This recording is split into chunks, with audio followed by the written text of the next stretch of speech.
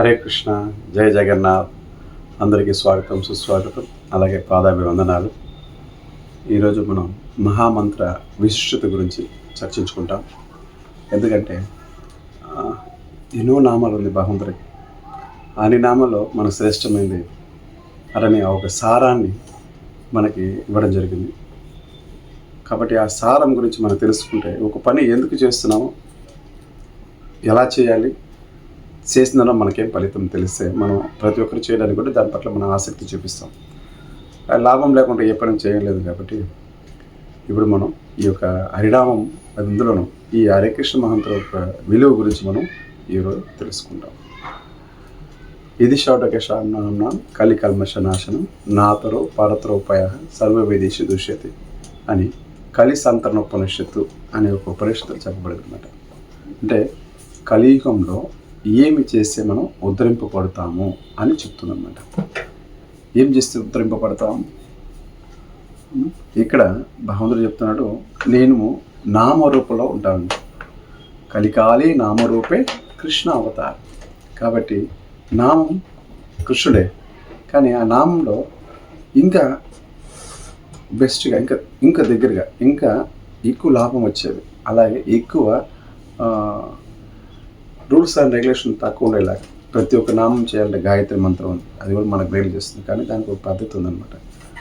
స్నానపానాలు, ఆసనాలు, ఇంకా అది ఆచమనాలు, చాలా పద్ధతి ఉండదు, పాటించాలి. కానీ అందరి వల్ల కూడా అది సాధ్యమయ్యే పని కాదు. మళ్ళీ దాన్ని దీక్ష తీసుకోవాలి, గురువు దగ్గర దీక్ష తీసుకోవాలి. దీక్ష చేసుకున్న తర్వాత మనం ఈ యొక్క గాయత్రి మంత్రం చేయాల్సి వస్తుంది. కానీ ఇక్కడ మనకి ఇవ్వబడిన మంత్రం ఎవరంటే, ఇది హరే కృష్ణ మహామంత్రం అంటారు. మంత్రం అంటే మన్ అంటే మనస్సు, త్రా అంటే తీసేసేది. మనసులో ఏదైతే వేస్టేజ్ ఉందో, ఏదైతే మనకు పనికిరాదో, ఏదైతే ఒక జీవుడికి మేలు చేస్తుందో అది ఉంచి, ఏదైతే మేలు హితకరం కాదో దాన్ని తీసేస్తుందన్నమాట. అది మంత్రం పని. కాబట్టి ఎప్పుడైతే మనం మంత్రం చేస్తామో, ఆ మంత్రం ద్వారా మనం మనసు పవిత్రమవుతుంది. ఎప్పుడు మనసు పవిత్రమవుతుందో మనసు బుద్ధిమాట ఉంటుంది. బుద్ధిమాట ఎప్పుడు ఉంటుందో ఆత్మకి ఆనందాన్ని ఇస్తుంది అన్నమాట. బుద్ధి మనసు రెండు కలిపి శరీరంలాగా సక్రమైన మార్గం తీసుకెళ్ళినప్పుడు ఆ ఒక ఆత్మకి మన ఆనందం ఇవ్వగలనమాట. ఆత్మానందం ఇవ్వగలుగుతుందో అతను నిజంగానే ఇన్వాల్వ్మెంట్తో భక్తి చేయగలరన్నమాట. కానీ భారతదేశంలో పుట్టిన ప్రతి ఒక్కరు కూడా భక్తులే అని మహాప్రభు చెప్పినారు.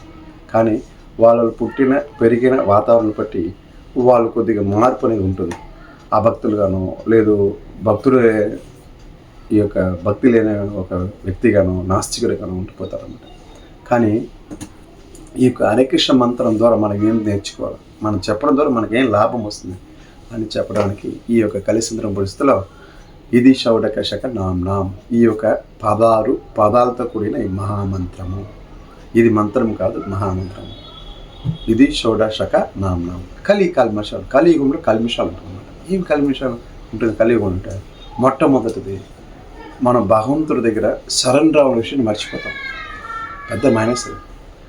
ఎందుకంటే ఆ శరణాగతి లేకపోతే, ఆ శరణాగతి లేదని వాళ్ళే మనం ఇక్కడికి రావడం జరిగింది. ఆ శరణాగతి మళ్ళీ మనం నేర్చుకోకపోతే మనం ఇక్కడే పునరపి మరణం, పునరపి జన్మ తిరుగుతూ ఉన్నాం. ఈ సైకిల్ జన్మ, మృత్యు, జర, వ్యాధి, దుఃఖ, దోషాన, దర్శనం. ఈ దీంట్లో మనం తిరుగుతూనే ఉండాల్సింది. ఈ యొక్క శరణాగతి కలియుగ కల్మిషన్ మొట్టమొదటిది అనమాట. దాంతోపాటు ఇంకా పెద్దలను గౌరవించకపోవడం, శాస్త్రాలు గౌరవించకపోవడం, ఇంకా మిత్రధర్మం, కొన్ని ధర్మాలు పాటించుకోకపోవడం, అలా చాలా ధర్మాలు ఉంటుంది. మనకి మనిషికి ధర్మాలు చాలా ఉంటుంది. ఆ ధర్మాలు కూడా మనం పాటించకపోవడం వల్ల ఏమవుతుందంటే మనం ఈ కలియుగంలో మళ్ళా పుడుతూనే ఉంటాం. కాబట్టి ఇది షౌడకశక నామ్నం కలి కల్మష నాశనం. కలియుగ కల్మష నాశనం చేస్తున్నారు. నాతరో పరతరోపాయ. దీనికంటే ఇంకేదైనా మరొక మార్గం ఉందా అని ఆలోచిస్తే ఖచ్చితంగా నాతరో పరతరో ఉపాయ ఏం లేదన్నమాట. సర్వ వేదేశి దుష్యతి అంటే అన్ని వేదాల ఒక సారం అన్నమాట. ఎందుకు అంటే ఒక వేదం చదువుకోవడానికి 12 సంవత్సరాలు పడుతుంది. అంటే చదివి అర్థం చేసుకోవడానికి. అలాగే 4 వేదాలు ఉన్నాయి. 4 వేదాలకి 42 సంవత్సరాలు వెళ్ళిన తర్వాత ఆ 40 నిమిషాలు మనం స్టడీ చేసి ఇది అర్థం చేసుకుని చదివిన తర్వాత సారం ఉంటుంది అన్నమాట, ఎసెన్స్. ఆ ఎసెన్సే ఈ మహామంత్రం చెప్తే కలిసింద్రం చెప్పబడింది అన్నమాట. కలిసింద్రం ఉపనిషత్తు అనేది చాలా గొప్ప ఉపనిషత్తు. ఎందుకంటే కలియుగంలో ఉన్న జనుల్ని ఎలా కాపాడాలని ఉంటుందన్నమాట. కాబట్టి మనం ప్రతి ఒక్కరు కూడా ఈ మహామంత్రం జపం చేయాలని ప్రయత్నించాలి. అది నిజంగా అది పూర్వజన్మ సుకృతం. లేదా మన గురువులకు అనుగ్రహం, లేదా తోటి వైష్ణవుడు ఒక భక్తుడి చేత మనకు లభ్యమవుతుంది.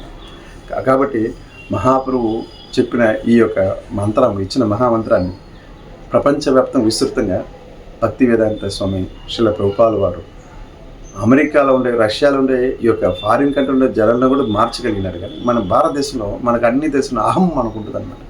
అహం బ్రహ్మాస్మి, నాకు అన్నీ తెలుసు, నేనే దేవుడు అనుకునే స్థితిలో మనం ఉంటాం అన్నమాట.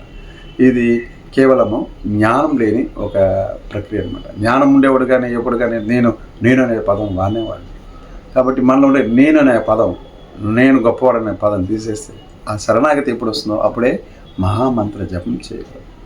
అందుకే మహాప్రభు చెప్తున్నాడు, మహామంత్రం ఎవరు జపం చేయగలంటే, నా శిష్టాశ్రమం 3వ శ్లోకంలో చెప్పబడిన తృణాతపి సునీచైన తరోరి అభిష్ణున అమానిన మానదీన కీర్తనీయ సదై.